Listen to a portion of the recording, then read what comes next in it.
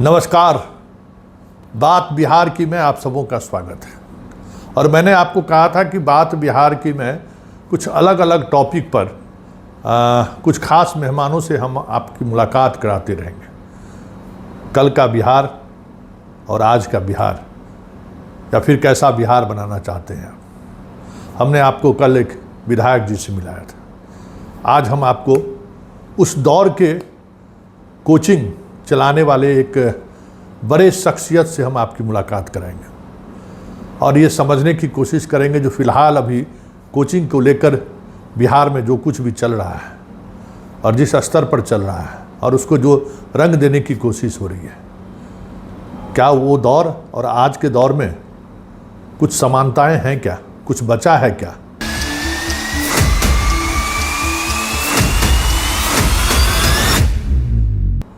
खान की पहचान आज राष्ट्रीय स्तर पर है। लोग बिहार के खान कह के उसकी पहचान स्थापित है। सोशल मीडिया पर उसकी एक्टिविटी भी बहुत ज़बरदस्त रहा है। आजकल तो सोशल मीडिया के दौर पे ही सब कुछ होता है, लेकिन ये कोई पहला व्यक्ति नहीं है या पहला कोचिंग चलाने वाला नहीं है जिसकी पहचान राष्ट्रीय फलक पर हो। 90 के दशक में जिस समय हम लोग स्टूडेंट हुआ करते थे, दिल्ली यूनिवर्सिटी में एक से एक टीचर हुआ करते थे। फिर भी अगर यूपीएससी में किन्हीं को हिंदी पढ़ना रहता था तो वो पटना आता था बलराम तिवारी जी से पढ़ने के लिए। किसी को पाली पढ़ना रहता था तो वो नालंदा पहुंचता था, वहाँ एक प्रोफेसर थे जिससे लोग पाली पढ़ते थे। किसी को हिस्ट्री अगर पढ़ना रहता था, जबकि दिल्ली यूनिवर्सिटी में लंबी फहरिस्त रही है हिस्टोरियन का, एक से एक हिस्टोरियन। हम लोगों के समय में सुमित सरकार से लेके श्रीमाली से लेके एक से एक नाम, सुनील कुमार, मतलब जितने हिस्टोरियन का नाम आप जानते हैं, जिनकी किताबें आप पढ़ते हैं, उस दौर में दिल्ली यूनिवर्सिटी में वो पढ़ाते थे। फिर भी हिस्ट्री पढ़ने के लिए लोग पटना आते थे। कुछ टॉपिक ऐसे थे जिसके जानकार पटना में ही थे। तो इसलिए पटना पहली बार खान की वजह से देश में लोग जान रहे हैं, ऐसी बात नहीं है। कोचिंग वर्ल्ड में या फिर जो बड़े बड़े संस्थान के भले ही आज चर्चा में हो, लेकिन उस दौर में बिहार के जिस समय में कॉलेज और स्कूल की भी स्थिति काफ़ी अच्छी थी, फिर भी दिल्ली में जो पढ़ने वाले स्टूडेंट थे वो बिहार आते थे। उसमें सिर्फ बिहारी ही नहीं रहता था, कई और प्रदेश के लड़के आते थे और यहाँ रह कर पढ़ते थे। खान का दौर और बलराम तिवारी जी का वो दौर, क्या है फ़र्क, आज हम जानेंगे। और मुलाकात हम आपको कराएंगे कुमार विजय जी से। विजय जी हिस्ट्री के उसी दौर के टीचर हैं जिस दौर में कभी दिल्ली यूनिवर्सिटी में श्रीमाली से लेके हरिश्चंद्र वर्मा से लेके सुमित सरकार से लेके सारे लोग थे। फिर भी लोग हिस्ट्री के कुछ पार्ट अगर पढ़ना चाहते थे तो कुमार विजय जी के पास पटना लोग आते थे। तो आज हम आपको उनकी मुलाकात उनसे हम कराएंगे कि भाई आज इस दौर में और उस दौर में क्या फ़र्क है, किस नज़रिए से उस दौर में लोग बिहार को देखते थे, आज लोग किस नज़रिए से देखते हैं। तो चलिए बात बिहार की में आज हम आपकी मुलाकात कुमार विजय जी से कराते हैं। और आज हमारे साथ कुमार विजय जी हैं। नमस्कार, आपका स्वागत है। नमस्कार सर, आप उस दौर के शिक्षक हैं जिस दौर में बिहार का जो एजुकेशन सिस्टम था, स्कूल कॉलेज, जी जी, अपनी एक अलग पहचान देश स्तर पर था ही। फिर भी बिहार के बच्चे जब दिल्ली पढ़ने जाते थे, खास करके उस दौर में यूपीएससी का एक गजब का क्रेज़ हुआ करता था। तो भले हम लोग दिल्ली में पढ़ते थे, लेकिन कुछ सब्जेक्ट ऐसा था, अब ज्योग्राफी पढ़ना है तो रास बिहारी सिंह से आके पढ़िए। बहुत सारे ऐसे विषय थे जिसको अगर पढ़ना, खास टॉपिक हम लोग पढ़ने के लिए पढ़ना आते थे। जी जी, वो दौर और एक आज खान का दौर है। राष्ट्रीय फलक पर अगर हम बात करें तो बिहार में पढ़ने वाले छात्रों का अब वो रिजल्ट नहीं आ पा रहा है जो बिहार के कोचिंग संस्थान में उस दौर में देते थे। और आज आईआईटी, एक दौर में आईआईटी का भी बड़ा हब, आनंद हो चाहे अभियानंद जी हो, कई शिक्षक मेडिकल के क्षेत्र में भी, जेई के क्षेत्र में भी ज़बरदस्त धाक जमाया था उन्होंने। एक मतलब पटना जो कोटा जिस तरीके से आज है, किसी दौर में बिहार भी एक कोटा जैसा था। वो दौर क्या था, जरा हम चाहेंगे कि दर्शकों को जरा बताइए, फिर आज के दौर पर चर्चा करेंगे। देखिए, अभी मैं जो यूट्यूब पर और इधर उधर देखता हूँ तो बड़ा आश्चर्य होता है कि लोग क्या और क्या बोल रहे हैं, क्या सोच रहे हैं। क्योंकि जो दौर हम लोगों ने देखा है, पटना का स्वर्णिम दौर हम लोगों ने कोचिंग की दुनिया में देखा है। और आप जानते हैं कि मंडल कमीशन विशेषकर जब आया तो एक दौर आया हिंदी का, हिंदी भाषी छात्रों का। 2011 तक वो स्वर्णिम दौर है हिंदी भाषी छात्रों का। और उस पीरियड में हो सकता है कि हिंदी भाषी छात्रों के ज़्यादा क्वालिफाई करने के कारण ही कुछ षड्यंत्र हुआ या कुछ भी हुआ हो। उस दौर में पटना भारत का प्रीमियर सेंटर था। आप दिल्ली की बात करें तो मैं 2001 या 2000 के बाद दिल्ली का अपसर्ज हुआ है। उसी अशोक जी तो यही जो जीएस पढ़ाते यही थे, यही थे पटना में। हाँ, याद आ गया। अशोक सर से पढ़ने के लिए जनरल स्टडीज देश पर, और मेंस का जब पीटी का रिजल्ट होता था तो सबसे ज़्यादा भीड़ अशोक सिंह के पास होती थी। वो बाहर से भी लोग यहीं पर आते थे। उनका एक नाम था हिस्ट्री में, सोशियोलॉजी में, ज्योग्राफी में, हिंदी में रास बिहारी सर हो, बलराम तिवारी सर हो, संस्कृत में ऋषि सर हो, देश भर के लोग यहाँ आते थे। और उस समय वाकई पटना से रिजल्ट होता था। और जब रिजल्ट प्रीलिम्स का हो, जब मेरा भी हम लोग याद है कि हम लोग जाकर पीआईबी में देखते थे कि रोल नंबर वहाँ भीड़ कितनी होती थी। मेंस का रिजल्ट आया तो उसी तरह से अशोक राजपथ में भीड़ होती थी। अब वो दौर, अब कहावत तो याद नहीं कि किस महीने में पैदा हुए और घास देख लिया तो कहा, पानी देखा तो कहा कि ऐसा बाढ़ देखा ही नहीं। आज का दौर वही है। आज पटना से हम तो कह रहे हैं कि जो लोग कह रहे हैं खान, मैं कह रहा हूँ कि वो एक आदमी का नाम दे जो प्रीलिम्स, मेंस और इंटरव्यू उसके यहाँ से किया हो बीपीएससी में। यूपीएससी छोड़ दीजिए, हम कह रहे हैं बीपीएससी में दे कि पीटी मेंस इंटरव्यू कोई उसके यहाँ से किया हो। पढ़ाई यूपीएससी का क्या स्तर है, इस स्तर को समझना बड़ा मुश्किल है। बड़े बड़े विद्वानों के लिए आज का सवाल मुश्किल हो रहा है। अभी परीक्षा हुई है तो उस ज़माने में जो टीचर पढ़ाते थे वो दिल से पढ़ाते थे और भीड़ लगी रहती थी, बैच के बैच पढ़ाते थे। और लोग कॉलेज में भी पढ़ाते थे। रास बिहारी सर और बलराम तिवारी सर कॉलेज के पहले और बाद में पढ़ाते थे, कॉलेज के क्लास छोड़कर नहीं पढ़ाते थे। तो वो दौर एक स्वर्णिम, जहाँ क्वालिटी बोलती थी और हिंदी माध्यम उस मतलब आज भले खान की पहचान लोग कहते हैं पटना का खान, ऐसा नहीं है। मतलब 2090 के दशक, मतलब 1990 और 2000 के बीच वो ये दौर पटना का पहले भी रहा है, धाक रहा है राष्ट्रीय फलक पर। धाक नहीं रहा है, सर्वोच्च धाक रहा है। अच्छा, ये हल्का मदारीपना नहीं रहा है। आज भी बलराम, हम लोग इतनी उम्र है, हम जिस शिक्षक से पढ़े उनका पैर पकड़ के हम प्रणाम करते हैं। आज भी हमें वो संस्कार है। मेरे पिता भी शिक्षक थे। हाई स्कूल में जो क्वालिटी थी आज तो कॉलेज में नहीं है। और हाई स्कूल में जो पढ़ाई हो जाती थी, अब तो हम लोग अगर यूपीएससी के बच्चों को पढ़ाते हैं तो 6ठा क्लास का हिस्ट्री उसे नहीं आ रहा है। इस सरकार के लिए भी शर्मनाक स्थिति है कि आप कितना स्कूलिंग करवाएं, कैसा पढ़ाई करवा रहे हैं। और ऐसा नहीं है कि स्कूलिंग होगा तो कोचिंग की ज़रूरत नहीं है। यह भी बात है कि हर बच्चा कोचिंग से पास नहीं करता है, घर बैठकर भी पास करता है।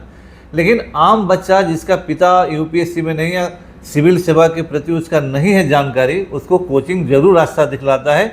लेकिन ये लोग नहीं। हम रेलवे भी पढ़ाएंगे, एसएससी भी पढ़ाएंगे, हम सिपाही भी पढ़ाएंगे, दरोगा भी पढ़ाएंगे, बीपीएस, और सबको एक ही क्लास में पढ़ाएंगे। ये तो मजाक का हद हो रहा है। और जो लोग इस तरह की बातें करें हमको हंसी आ रही है।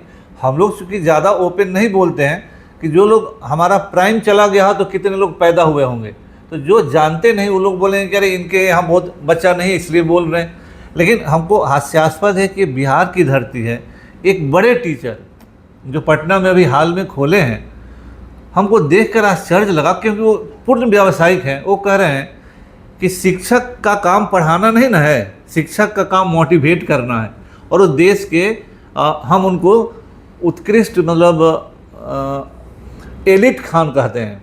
वो ये बात बोल रहे हैं क्योंकि उनको पढ़ाना नहीं है क्लास में, उनको नहीं पढ़ाना है, तो यही बात वो बोलेंगे, आके अपना चेहरा दिखाएंगे। तो आज रास बिहारी सिंह हो या हमारे बलराम तिवारी सर हो, घंटों पढ़ाते थे। हम लोग पढ़ाए हैं, हमारे यहाँ से क्लास से लोग यूपीएससी किया है, तो हम लोग नहीं जानते कि पढ़ाना क्या होता है, इतिहास क्या है या भूगोल क्या है। हमारा जो सेकेंड ऑप्शनल सोशियोलॉजी था, हमने आज तक सोशियोलॉजी ऑप्शनल को छुआ नहीं, क्योंकि जिसमें आपका एक्सपर्टाइज है, जिसमें आप बच्चों को बेस्ट दे सकते हैं, वही देना चाहिए। हम फिजिक्स भी, अरे यूपीएससी में जीएस में तो हर विषय पढ़ना है, तो हम हर विषय पढ़ाने लगे। तो ये इन लोगों ने बिहार, देखिए इतिहास जब लिखा जाएगा तो ये अपमानित करने वाला फेज है, ये मान सम्मान को ऊंचा उठाने वाला नहीं है। शिक्षक ऑफलाइन पढ़ाता है, फेस टू फेस पढ़ाता है। जब हमारे सामने बच्चा खड़ा होगा, बैठा होगा, जब हम पढ़ाएंगे तो हम समझ जाएंगे कि उसको समझ में आ रहा है कि नहीं। हम उसको डेवलप करने का प्रयास करेंगे, हम उस पर ध्यान देने का प्रयास करेंगे। आज क्यों आपको लग रहा है कि कोई बच्चा भाग गया, कोई बच्चा कुछ हो गया? जब हम 1000 के क्लासरूम में क्या किसी को देखा जा सकता है? कोई बच्चा समझ सकता है? टेक्नोलॉजी का ज़माना है ना। वही हम गार्जियन लोगों से कह रहे हैं कि आप जो इतना प्रशंसा किसी का कर रहे हैं, तो आप दिल पर हाथ करके देखिए कि जो भाषा क्लास में बोली जा रही है नैतिक है, उचित है क्या? 1000-1500 के भीड़ में क्या कोई क्वालिटी एजुकेशन हो सकती है क्या? नहीं सर, वो ये बात तो है, हाँ। जिगर है। हम आज के दर्शकों को सिर्फ उस दौर की याद दिलाना चाहते हैं। हम चाहते हैं कि वो उस दौर की चर्चा आप करिए कि बलराम तिवारी जी के यहाँ कितना बैच चलता था, रास बिहारी जी के यहाँ कितना बैच चलता था, आप लोगों के यहाँ कितना बैच चलता था। कम से कम ये जो मुसल्लापुर हाट है या जो पटना यूनिवर्सिटी के आसपास का इलाका है, वो कोई आज हब नहीं है। खान हो चाहे खान हो या जो भी आज के टीचर हैं, इसकी वजह से बिहार की पहचान नहीं रही है। एक वो भी दौर रहा है जब बिहार का राष्ट्रीय फलक पर पहचान रहा है। तो जरा हम अपने दर्शकों को वो थोड़ा बताइए कि वो दौर क्या था। देखिए, एकदम आपने सही सवाल किया है। जो लोग आज हजारों की बात करते हैं उनके लिए मैं बता रहा हूँ। हम लोगों ने, या रास बिहारी सर है या बलराम तिवारी, कोई भी टीचर है, उन लोगों ने एक मापदंड बना के रखा था कि इस रूम में हम पढ़ाएंगे जहाँ 50, 60, 70 या 100 बच्चे पढ़ेंगे। अगर हमारे यहाँ 400 एडमिशन हो गया तो हम 4 बैच बनाएंगे। हम ऐसा नहीं करेंगे कि 400 को एक ही में बैठा देंगे, क्योंकि जो शिक्षक होता है वो शिक्षा के वास्तविक वैल्यू को समझता है। हम लोगों ने भी इम्तहान दिया और वो लोग तो वाकई टीचर रहे हैं। जिस विषय से पहचान उनकी राष्ट्रीय फलक पर है, तो ऐसा नहीं कि बच्चा कम आता था, 10-10 बैच चलता था, 20-20 बैच। तो आप समझिए कि 10 बैच अगर हम पढ़ाएंगे तो हम एक विषय पढ़ाए, लेकिन 10 और टीचर को तो हमको पैसा देना होगा। आप एक टीचर में काम चलाएंगे, हम 10 टीचर को पैसा दे रहे हैं, हम मूर्ख हैं। हम उस समय हम लोग ज्ञान के महत्व को समझते थे, बच्चों के पढ़ाई के वैल्यू को समझते थे। हम जानते थे कि 40-50 बच्चा से अधिक हुआ तो उसको संभालना मुश्किल होता है। तो हमारा वो दौर ऐसा था कि हम बैच पर बैच बनाते थे, सुबह से लेकर रात तक पढ़ाते थे। क्योंकि हम लोग प्रोफेशनल थे और वो सर लोग सुबह पढ़ाते थे, फिर कॉलेज के बाद रात तक पढ़ाते थे। तो उनको नहीं मन करेगा कि एक ही बैच में हम 1000 स्टूडेंट पढ़ा दें। और वहाँ उन लोगों से जो IAS बना, PCS बना, वो आज पूरे देश में है। अभी रास बिहारी सर का 75 साल होने पर उनके IAS बच्चों ने, पढ़े हुए लोगों ने उनकी स्मारिका निकाली है, जो बड़े बड़े पदों पर है। और उन्होंने निकाला, उनका मनाया। तो वो बच्चा होता है। उस दौर में बिहार में, अरे ये तो डाटा है ना, आज कोई डाटा निकाल कर देख ले कि बिहार का स्वर्णिम पीरियड 90 से लेकर 2010 तक है। 2010 IAS में बिहार के सर्वाधिक बच्चे और टॉप 20 में रहते थे। मतलब 20 साल तक एक छत्र राज रहा है बिहारियों का। और आपको बताएं कि उस जमाने में हमको याद है कि जब साउथ इंडिया का वर्चस्व घटा, आंध्र प्रदेश, महाराष्ट्र, तमिलनाडु, इन लोगों के यहाँ चिंता हो गई कि IAS हमारे यहाँ से कम हो रहे हैं। उन लोगों ने स्पेशल एकेडमी बनाया अपने बच्चों को फ्री गाइड करने के लिए। ऐसा वर्चस्व बिहार के बच्चों का हुआ था उस जमाने में। अब IAS में 20-25 होते थे, हिंदी मीडियम में 10% के आसपास बच्चे क्वालिफाई करने लगे, इन्हीं लोगों के बदौलत। मैं अपना तुच्छ योगदान मानता हूँ, लेकिन RB Singh sir, Balram Tiwari sir, Rishi sir, उस समय हिंदी भी काफ़ी लोकप्रिय हुआ, संस्कृत भी लोकप्रिय हुआ, पाली भी हुआ। इन लोगों के बदौलत हिंदी माध्यम के बच्चों ने जो दुनिया ऊंचाई देखी, आज तो हम एकदम नीचे हैं। 1 से 1.5% हिंदी माध्यम का बच्चा क्वालिफाई। उस दौर में आनंद लाउड स्पीकर से पढ़ाते थे पटना यूनिवर्सिटी में। हाँ। हम लोग सुनते हैं जी, वो लाउड स्पीकर से पढ़ाते थे और हजारों बच्चे सुनते रहते थे। उसके बाद अभियानंद जी भैया आए, मतलब वो अब सुपर 30 का वो दौर था। अरे वो दौर आपको मैं बताऊं, अच्छा वो दौर इनसे भी पहले, हाँ, M करीम साहब लोग, हाँ, खजांची रोड में हाँ राम मोहन राय सेमिनरी, हाँ। करीम साहब और कितने, मैं तो साइंस चूंकि नहीं, लेकिन उस जमाने के एक से एक टीचर थे। केसी सिन्हा थे, बिल्टू बाबू थे, हाँ बिल्टू सिंह, हाँ अरे उनके भीड़ की केसी भीड़ लगी। सिन्हा फिजिक्स। तो इंडिविजुअल, देखिए एक बात जो है कि शिक्षण इंडिविजुअलाइज्ड होता है। ये कॉरपोरेट और बोर्ड बैनर और एसी क्लासरूम पढ़ाएगा तब तो 5 स्टार में जाकर बैठ जाइए आप। हमेशा शिक्षण शिक्षक देगा। वो दौर, उस लेवल के टीचर आज कहाँ मिलेंगे?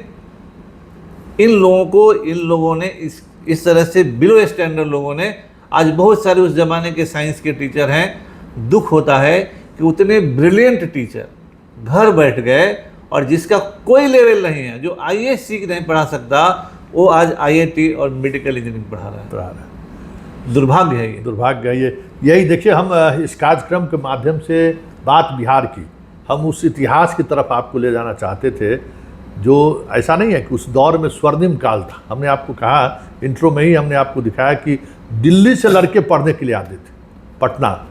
5 महीने 6 महीने के लिए हम लोग दिल्ली हॉस्टल में जो रहने वाले लोग थे वो पटना में आकर रहते थे, पढ़ते थे, शिक्षक से पढ़ते थे।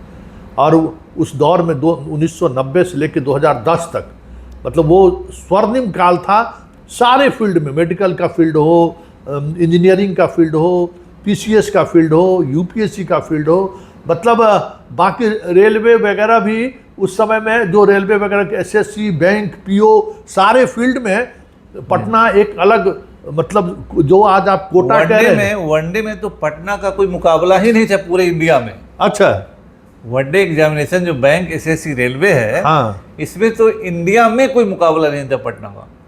ये स्थिति थी। और हमारे कोचिंग में भी मध्य प्रदेश से, झारखंड से, कहाँ राजस्थान, हरियाणा, यूपी से बच्चे यहाँ पढ़ने आते थे।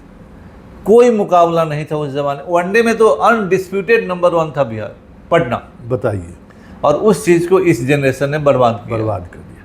तो यही हम आपको तक ये बात पहुंचाना चाहते थे कि ये जो दौर है ना, जिस दौर में कई तरह की चीज़ें कही जा रही हैं, यह कह सकते हैं कि ये ब्लैक डे है, काला अध्याय है ये डे। कोई बिहार से बाहर के लड़के, आज आप जो एग्ज़ाम हो रहा है, आप कहाँ हैं? 20%, 30% यूपी और अन्य राज्यों के लड़के लड़कियां बिहार में नौकरी करने के लिए आ जा रही है। हम लोगों के दौर में दूसरे राज्य वाले पीसीएस में नहीं आ जाए, इसके लिए तरह तरह का नियम कानून बनाना शुरू कर दिए थे 90 के दशक में। तो वो भी एक दौर था, आज भी दौर है। तो सवाल खान का नहीं है, सवाल उस एजुकेशन सिस्टम का है जिस एजुकेशन सिस्टम ने बिहार को, किसी दौर में हम कोटा को टक्कर देते थे। कोटा वगैरह तो आज की, कोटा तो आज का है, आज का है। एक बात और ऐड कर दूं मैं। हाँ, आपने अभी एक जो बात बोला, आपने सही बोला। एक ज़माना था कि बिहार के बच्चे कर्नाटक, तमिलनाडु, महाराष्ट्र, गुजरात, मध्य प्रदेश, उत्तर प्रदेश, हरियाणा, पंजाब की नौकरियों में बिहार के बच्चे डोमिनेट करते थे, साउथ में भी, सब में। और आज क्यों बिहार में ही बिहार के बच्चे पीछे रह गए?